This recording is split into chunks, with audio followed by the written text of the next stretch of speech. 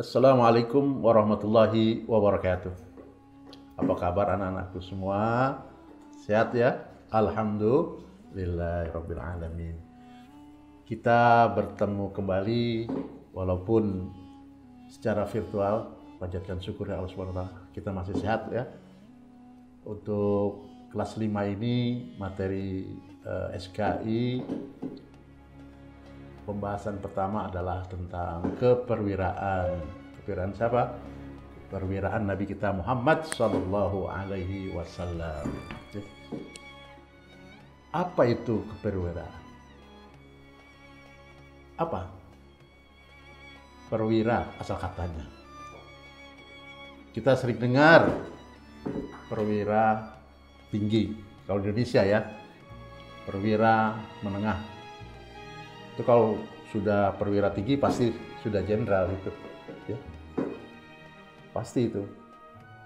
Kalau perwira menengah ya pasti kolonel, mayor ya. Itu menengah. Nah, apa itu sebenarnya keperwiraan?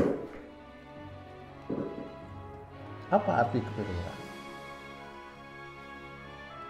Perwira itu artinya secara bahasa adalah gagah. Ya.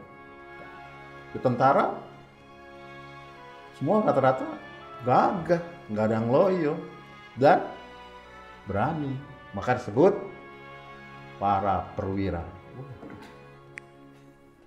Para perwira angkatan laut, para perwira angkatan darat. Ini definisi keperwiraan. Jadi kata perwira. Nah, guru sekalian paham tentang keperwiraan? Nah, Rasulullah mendapatkan predikat seorang perwira. Bagaimana keperwiraan Nabi kita Muhammad SAW? Baik, kita akan lihat. Ya. Keperwiraan itu berasal dari kata perwira. Sudah jelas ya? Artinya gagah berani. Keperwiraan berarti keberanian. Masya Allah, Rasulullah SAW adalah seorang yang pemberani. Ya.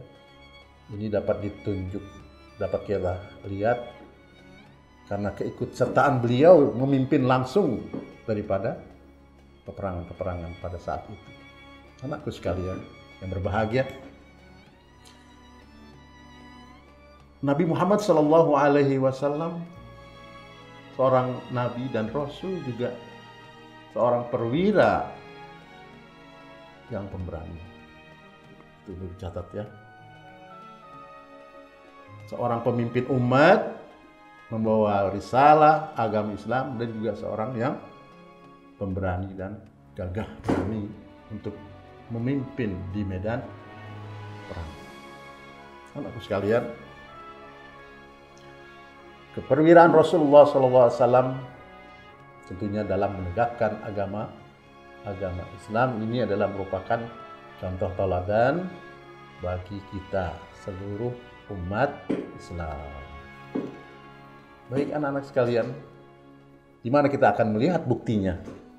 Buktinya dapat kita lihat dalam berbagai peperangan untuk mempertahankan tegaknya agama Islam. Rasulullah SAW berdakwah selalu dengan bagaimana? Dengan caranya yang bagus sekali. Rahmatan lil alamin, karena Islam itu adalah sebagai rahmat, yaitu dengan cara kasih sayang, dengan damai. Kemudian dalam sejarah kebudayaan Islam itu ada istilah, ada peperangan yang diikuti atau dipimpin langsung oleh Rasulullah SAW. Itu namanya disebut ghazwa. Nah, ghazwa ini sebanyak 27 kali. Berarti ini yang diikuti oleh Rasulullah. Ini namanya ghazwa. Kemudian ada istilah peperangan yang tidak diikuti atau dipimpin ya oleh Rasulullah, disebut syariah, yaitu berjumlah 38 kali. Nah, diantaranya adalah perang yang pertama dalam Islam adalah perang Badar. Nah, ini perang Badar ini adalah perang yang terjadi di suatu tempat namanya Badar, ya. Badar di mana situ ada perigi atau sumur tempat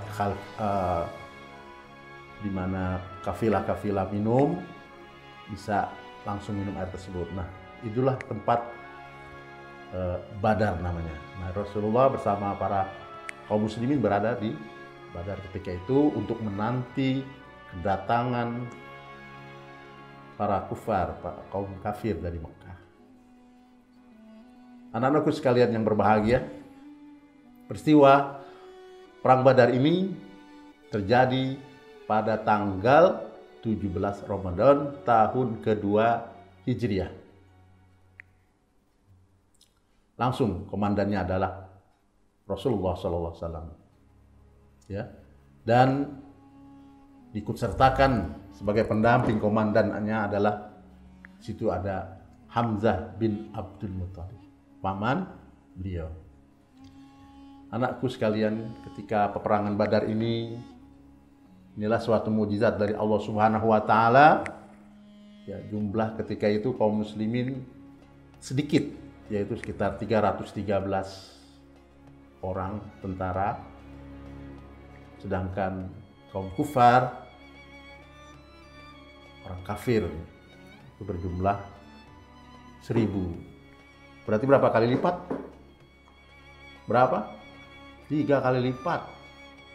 Ya, 3 kali lipat jumlahnya lebih besar dari kaum muslimin. Secara logika kita kalah, ya, kalah 3 lawan 1, ya, kalah kita secara logika. Namun Allah Subhanahu Wa Taala membantu Rasulullah Shallallahu Alaihi Wasallam dalam menegakkan Islam, ya, melalui para malaikat-malaikatnya yang merupakan bentuk pasukan kaum muslimin, sehingga dimenangkan oleh kaum muslimin ketika perang tersebut. Anak-anakku sekalian yang berbahagia, kenapa bisa perang tersebut dimenangkan oleh kaum muslimin? Bisa saja di antara lain disebabkan karena kaum muslimin itu patuh terhadap perintah atau komando ketika ada di lapangan. Kedua, kemenangan tersebut diatur kaum muslimin memiliki pasukan cadangan. Ada yang dari utara, ada yang dari selatan, ya, dan ada yang sebagai cadangan. Nah, ini untuk membantu kekuatan dalam memerangi kaum kafir ketika itu. Dan yang terakhir yang penting adalah semangat beliau, semangat para kaum muslimin adalah akidah dan keyakinan yang satu. La ilaha illallah Muhammadur Rasulullah. Itu aja. La ilaha illallah Muhammadur Rasul. Tiada Tuhan selain Allah dan Rasul. Ini adalah Nabi Muhammad. Itu akidah yang satu yang membuat mereka yakin menang.